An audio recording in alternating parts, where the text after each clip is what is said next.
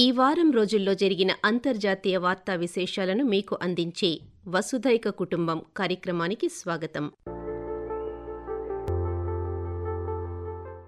భారత్ పాకిస్తాన్ దేశాల మధ్య ఉద్రిక్తతలు తీవ్రమవుతున్నాయన్న తరుణంలో ఇరు దేశాలు గత శనివారం సాయంత్రం కాల్పుల విరమణకు అంగీకరించాయి.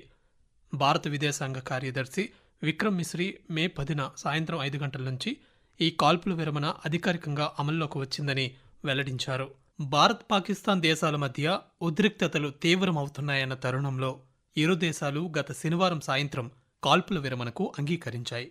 భారత విదేశాంగ కార్యదర్శి విక్రమ్ మిశ్రీ శనివారం సాయంత్రం 5 గంటల నుంచి ఈ కాల్పుల విరమణ అధికారికంగా అమల్లోకి వచ్చిందని వెల్లడించారు. శనివారం మధ్యాహ్నం 3:35 Pakistan director general of military operations DGMO Bharat డీజీఎంఓకు ఫోన్ చేసి కాల్పుల విరమణ చేయాలని కోరినట్లుగా విక్రమ్ మిశ్రీ పేర్కొన్నారు. పాకిస్తాన్ అభ్యర్థనతో భారత్ కాల్పుల విరమణకు అంగీకరించిందని తెలిపారు. It was agreed between them that both sides would stop all firing and military action on land and in the air and sea with effect from 1700 hours Indian Standard Time today. Instructions have been given on both sides to give effect to this understanding. The Directors General of Military Operations will talk again on the 12th of May at 1200 hours.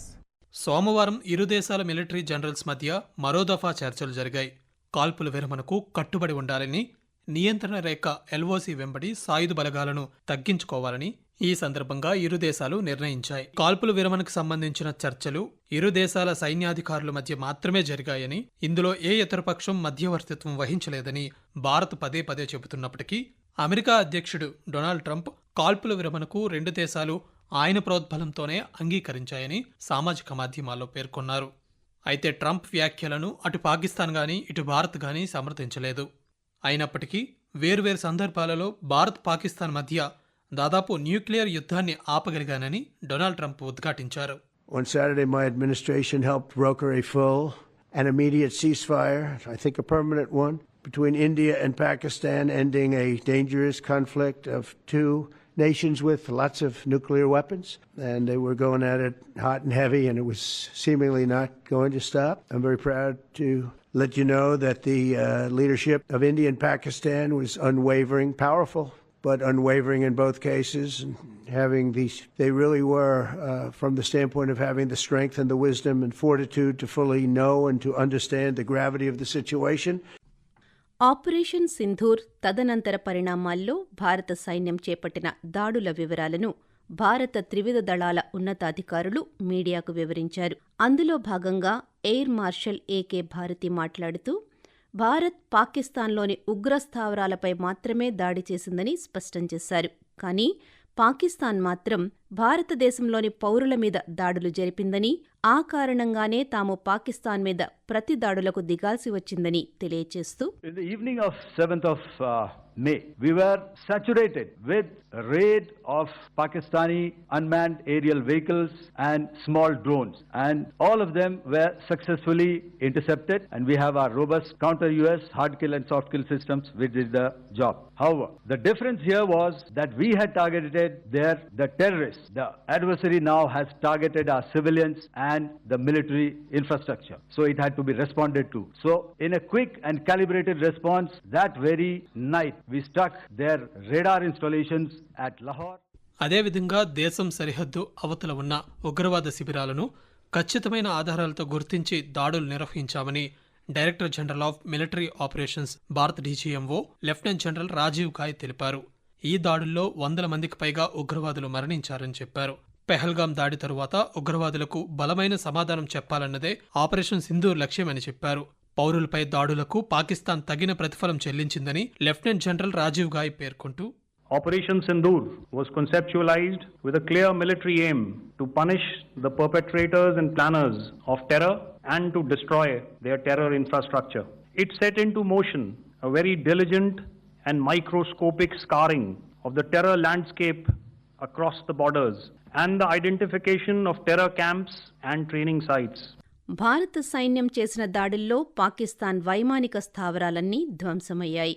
దీంతో కాల్పుల విరమణకు ఆ దేశమే ముందుకు రావడంతో భారత్ అంగీకరించినప్పటికీ పాకిస్తాన్ మాత్రం అనూహ్యంగా ఈ యుద్ధంలో తాము గెలిచామని, భారత్ దాడులను తిప్పికొట్టామని సామాజిక మాధ్యమాలలో అసత్య ప్రచారాలను ఆ దేశ మంత్రులే చేయడం గమనార్హం. ఇక ఆపరేషన్ సింధూర్ అనంతరం భారత్ పాకిస్తాన్ ఉద్రిక్తతలపై తప్పుడు సమాచారాన్ని వ్యాప్తి చేస్తున్న పత్రికలపై భారత్ అసహనం వ్యక్తం చేసింది. పాకిస్తాన్కు అనుకూలంగా తప్పుడు సమాచారాన్ని ప్రచారం చేస్తున్నందుకు గ్లోబల్ టైమ్స్, జిన్హువా పత్రికల ఎక్స్ ఖాతాలను భారత ప్రభుత్వం నిషేధించింది. ఉగ్రవాదాన్ని ప్రోత్సహిస్తోన్న పాకిస్తాన్కు అండగా నిలిచిన తుర్కియే దేశానికి భారత పౌరుల నుండి నిరసన వ్యక్తమవుతోంది. తుర్కియేకి చెందిన వస్తువులు, సేవలను నిషేధించాలని పలు డిమాండ్లు వెల్లువెత్తుతున్నాయి. ఈ క్రమంలోనే భారతీయ విమానాశ్రయాలలో సరుకుల రవాణాతో పాటు పలు సేవలు అందిస్తున్న Turkiye company Celebi airport services India లిమిటెడ్కు ఉన్న అనుమతులను కేంద్ర ప్రభుత్వం రద్దు చేసింది. గత కొద్ది నెలలుగా పరస్పర సుంకాలు విధించుకుంటూ వాణిజ్య యుద్ధాన్ని మొదలుపెట్టిన అమెరికా, చైనా దేశాల మధ్య ఎట్టకేలకు తాత్కాలిక వాణిజ్య ఒప్పందం కుదిరింది. సోమవారం స్విట్జర్లాండ్లోని జెనీవా నగర వేదికగా వాణిజ్య ఒప్పందాన్ని కుదుర్చుకొని వాణిజ్య యుద్ధానికి ముగింపు పలికినట్లు ఇరు దేశాలు సంయుక్త ప్రకటనలో వెల్లడించాయి. చైనా ఉత్పత్తులపై 145% టారిఫ్ విధిస్తామని అమెరికా, అందుకు ధీటుగా అమెరికా ఉత్పత్తులపై 125% టారిఫ్ వసూలు చేస్తామని చైనా గతంలో ప్రకటించాయి. సోమవారం కుదిరిన తాజా వాణిజ్య ఒప్పందం మేరకు ఇకపై చైనా ఉత్పత్తులపై అమెరికా 30% టారిఫ్, అమెరికా ఉత్పత్తులపై చైనా కేవలం 10% టారిఫ్లు విధించనుంది. మరోవైపు ఈ వాణిజ్య ఒప్పందం కుదిరిన అనంతరం బీజింగ్లో జరిగిన ఒక శిఖరాగ్ర సమావేశంలో చైనా అధ్యక్షుడు జిన్పింగ్ మాట్లాడారు. వాణిజ్య యుద్ధాలలో విజేతలెవరూ ఉండరని, వివిధ దేశాలు కలిసి పనిచేస్తేనే ప్రపంచ శాంతి సాధ్యమవుతుందని జిన్పింగ్ పేర్కొన్నారు. ప్రపంచ దేశాలు అభివృద్ధి చెందుతున్న తరుణంలో ఒక దేశం ఇంకో దేశానికి సహకరించుకోవాల్సిన అవసరం ఉందన్నారు. బ్రిటన్లో వలస కార్మికుల సంఖ్యను భారీగా తగ్గించాలనే లక్ష్యంగా వీసా నిబంధనలను కఠినతరం చేయనున్నామని అధికార లేబర్ పార్టీ ప్రకటించింది. వలసదారులు బ్రిటన్లో శాశ్వత నివాస హోదా పొందాలంటే ఇకపై 5 ఏళ్లకు బదులుగా కనీసం 10 ఏళ్లు యూకేలో నివసించాలని నిబంధనను సవరించింది. అయితే భారతీయులు ఎక్కువగా వైద్యం, ఐటీ, ఇంజనీరింగ్, విద్య, వాణిజ్య విభాగాల్లో పనిచేసేందుకు వీసాలు పొంది బ్రిటన్కు వస్తుంటారు. 2024 జూన్లో ముగిసిన 12 నెలల కాలానికి 116,000 మంది భారతీయులు వర్క్ వీసాలు పొంది బ్రిటన్లో పలు రకాల వృత్తుల్లో స్థిరపడ్డారు. ఇక మరోవైపు వీసాదారులపై ఆధారపడి బ్రిటన్కు వచ్చేవారి జీవిత భాగస్వాములు, తల్లిదండ్రులు, కుటుంబ సభ్యులకు ఇంగ్లీష్ భాషపై కనీస పరిజ్ఞానం ఉండాల్సిందేనని కొత్త నిబంధనను చేర్చింది. వీళ్లంతా A1 level English test pass అవ్వాల్సి ఉంటుందని స్పష్టం చేసింది. నూతన పోప్ లియో 14 గత శనివారం వాటికన్ సిటీలోని సినోడ్ హాల్లో కార్డినల్స్ను ఉద్దేశించి ఇటాలియన్ భాషలో ప్రసంగించారు. దివంగత పోప్ ఫ్రాన్సిస్ అనుసరించిన ప్రాథమ్యాల్లో కొన్నిటిని తాను కూడా కొనసాగిస్తారని ప్రకటించారు. 2013లో పోప్గా బాధ్యతలు చేపట్టే సమయంలో ఫ్రాన్సిస్ చేసిన ప్రకటనను ఉదహరిస్తూ ఆయన అడుగుజాడల్లోనే నడుస్తానన్నారు. కేథలిక్ చర్చిని మరింత సమ్మిళితంగా మార్చేందుకు కట్టుబడి ఉంటానన్నారు.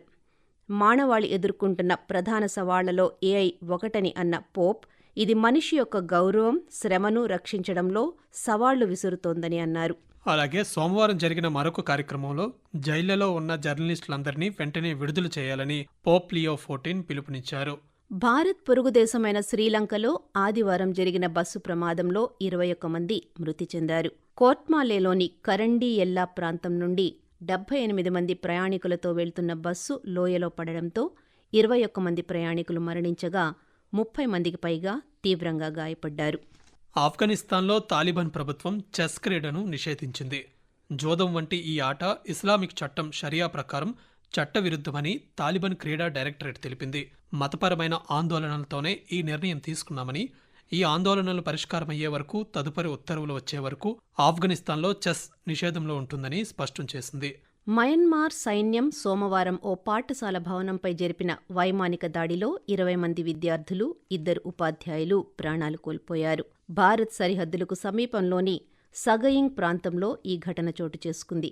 2021లో ఆంగ్ సాన్ సూకీ సారథ్యంలోని ప్రజాస్వామ్య ప్రభుత్వం నుండి సైన్యం అధికారాన్ని దక్కించుకుంది.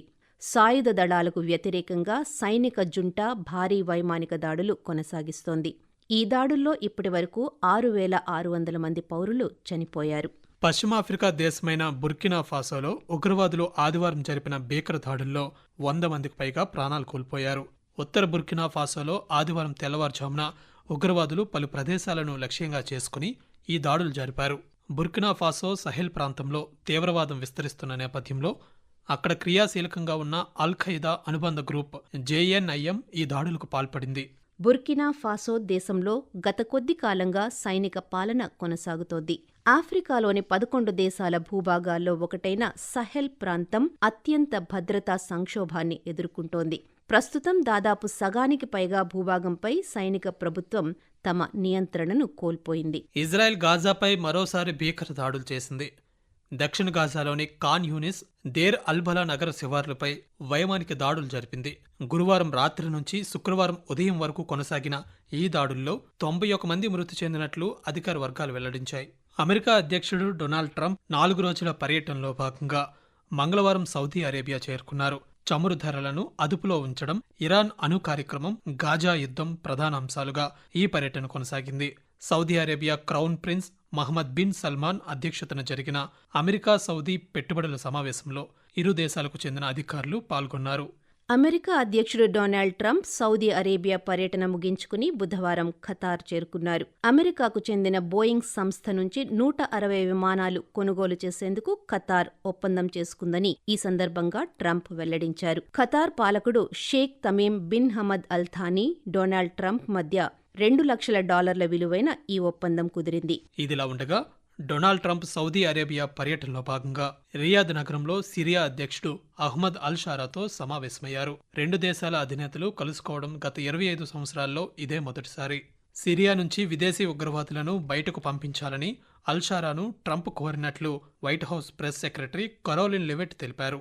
సోవియట్ యూనియన్ 53 సంవత్సరాల క్రితం ప్రయోగించిన అంతరిక్ష నౌక కాస్మోస్ 482 విఫలమవడంతో ఎట్టకేలకు గత శనివారం ఉదయం భూ వాతావరణంలోకి ప్రవేశించింది.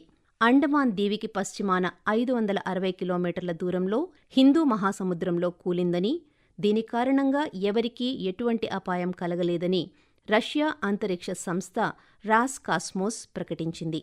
కేన్స్ ఫిల్మ్ ఫెస్టివల్ మంగళవారం ప్యారిస్ నగరంలో అట్టహాసంగా ప్రారంభమైంది. ఈ చలనచిత్రోత్సవాలు ఈ నెల 24 వరకు జరగనున్నాయి. ప్రముఖ American film maker Quentin Tarantino ఈ 78వ కేన్స్ ఫిల్మ్ ఫెస్టివల్ను ప్రారంభించారు. ఈ ఫిల్మ్ ఫెస్టివల్లో భారతదేశానికి ప్రాతినిధ్యం వహిస్తూ ఈ సంవత్సరం జ్యూరీలో ఓ సభ్యురాలుగా Indian film maker Payal Kapadia ఈ వేడుకకు హాజరయ్యారు. ఇక కేన్స్లో ప్రతిష్టాత్మక పామ్ డియోర్ పురస్కారాన్ని ఈ ఏడాది ప్రముఖ అమెరికన్ నటుడు, దర్శకుడు రాబర్ట్ డి నీరో అందుకున్నారు. అమెరికన్ నటుడు లినార్డో డికాప్రియో చేతుల మీదుగా Robert De Niro Palme d'Or అవార్డును స్వీకరించారు. అలాగే విదేశాల్లో చిత్రీకరణ జరుపుకునే చిత్రాలను అమెరికాలో ప్రదర్శించాలనుకుంటే 100% సుంకాలను చెల్లించాల్సి ఉంటుందని అమెరికా అధ్యక్షుడు డొనాల్డ్ ట్రంప్ ఇటీవల చేసిన ప్రకటనను రాబర్ట్ డి నీరో ఈ సందర్భంగా చేసిన ప్రసంగంలో తప్పుపట్టారు. America's Philistine president has announced a 100% tariff on films produced outside the U.S. Let that sink in for a minute. You can't put a price on creativity, but apparently you can put a tariff on it. Of course, this is unacceptable. All these attacks are unacceptable. And this isn't just an American problem, it's a global one. Russia Ukraine మధ్య యుద్ధం మొదలై దాదాపు 3 సంవత్సరాల తరువాత తొలిసారిగా ప్రత్యక్ష శాంతి చర్చలు తుర్కీ రాజధాని ఇస్తాంబుల్ వేదికగా నిన్న జరిగాయి. అమెరికా, యూరోపియన్ యూనియన్ సహా ఇతర దేశాలు ప్రతిపాదించినట్లుగా కాల్పుల విరమణ వెంటనే అమల్లోకి రావడం, దౌత్యానికి ఓ మార్గం సుగమం చేయడంపై తాము దృష్టి కేంద్రీకరించామని యుక్రెయిన్ పేర్కొంది. అయితే కాల్పుల విరమణ పూర్తి స్థాయిలో అమలు చేయాలంటే తమ నియంత్రణలో ఉన్న భూభాగం నుంచి బలగాలను ఉపసంహరించుకోవాలని రష్యా కోరుతోందని చర్చల అనంతరం యుక్రెయిన్ తెలిపింది. ఏ విధమైన పురోగతి లేకుండానే చర్చలు ముగిశాయని యుక్రెయిన్ వెల్లడించింది. ఇంతవరకు ఈ వారం రోజుల్లో జరిగిన అంతర్జాతీయ వార్తా విశేషాలను మీకు అందించే వసుధైక కుటుంబం కార్యక్రమం విన్నారు. వ్యాఖ్యానం డి సత్యనారాయణ, ఎన్ మణి. సమర్పణ ప్రాంతీయ వార్తా విభాగం, ఆకాశవాణి విశాఖపట్నం కేంద్రం. వెలువడింది ఆకాశవాణి విజయవాడ కేంద్రం నుండి.